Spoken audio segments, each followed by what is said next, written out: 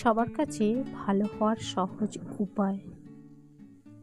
তুমি এক জীবনে সবার কাছে ভালো হতে পারবে না, আর চেষ্টাও করো না।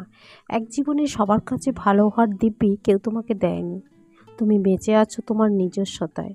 সেখানে কে তোমাকে খারাপ ভাবলো, কে ভালো ভাবলো, তাতে কিচ্ছু যায় এসে যায় না। দিন শেষে নিজের জন্য নিজেকেই বাঁচতে হবে। দেখবে,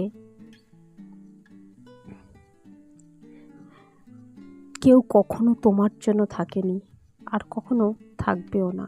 সেই তুমি কারো কাছে প্রচণ্ড ভালো, আবার কারো কাছে প্রচণ্ড খারাপ। সেটা কি করে হয়? মনের মধ্যে প্রশ্নটা আসে। আসলে আমাদেরকে কে ভালো ভাবলো, কে খারাপ ভাবলো, সেটা আমাদের উল্টো দিকে থাকা মানুষটার মানসিকতার উপর নির্ভর করে। তাই আমরা চাইলেও তার মানসিকতার কখনো পরিবর্তন করতে পারবো না, আর তার মানসিকতার উপরে কথাও বলতে পারবো না।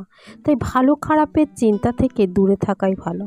তোমার কথা বলার ধরনে কেউ তোমাকে বলবে মিষ্টভাষী, আবার কেউ বলবে ন্যাকা। আবার যদি স্পষ্টভাষী হও, কেউ বলবে স্পষ্টবাদী, কেউ বলবে ঠোঁট কাটা।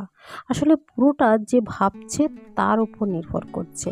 এতে তোমার কিছু করার থাকবে না। তোমার চালচলন দেখে কেউ বলবে বেপরোয়া, আবার কেউ বলবে বেশ মডার্ন। আর যদি তুমি শান্ত স্বভাবের হও, কেউ বলবে বেশ ঘরোয়া, কেউ বলবে মিনমিনে। তাই এসব নিয়ে মাথা ঘামিয়ে চলবে না। তবে কারোর কাছে ভালো হওয়ার জন্য নিজের পছন্দ, রুচি, ভালোবাসা, ভালো লাগার পরিবর্তন করার কোনো দরকার নেই। কারণ দিন শেষে নিজের জন্য নিজেকেই থাকতে হবে। তোমার জীবন চলা কারো কাছে খারাপ লাগলেও সেই তুমি আবার কারো কাছে দৃষ্টান্তস্বরূপ, কারো কাছে অনুপ্রেরণা, অন্যের পথ চলার দিশারি। তাই তুমি কাদের কাছে খারাপ সে নিয়ে মাথা না ঘামিয়ে যারা তোমার দ্বারা অনুপ্রাণিত তাদের ভালোবাসায় বাঁচো, তাদের জন্য সময় দাও। দেখবে ভালো থাকা সম্ভব। তুমি বেশি শিক্ষিত হলে বলবে উচ্চ শিক্ষিত তাই দেমাগি, আবার অল্প শিক্ষিত হলে বলবে বিদ্যে বুদ্ধি নেই। কথায় বলে মূর্খের অশেষ দোষ। তুমি ভালো ব্যবহার করলে বলবে তেল মারছে, আর পাত্তা না দিলে বলবে বড্ড অহংকারী।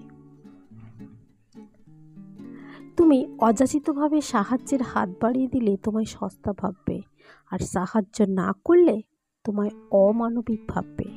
আসলে তুমি যাই করো না কেন, কোনো না কোনো মানুষ তোমায় খারাপ ভাববে, আর কোনো না কোনো মানুষ তোমায় ভালো ভাববে। এটাই স্বাভাবিক। সবার কাছে ভালো হওয়া যায় না, প্রয়োজনও নেই। যারা তোমায় নিয়ে ভালো বলে তাদের নিয়ে পজিটিভ ভাবো, আর যারা তোমায় নিয়ে নেগেটিভ ভাবে তাদের ইগনোর করো, জাস্ট ইগনোর করো।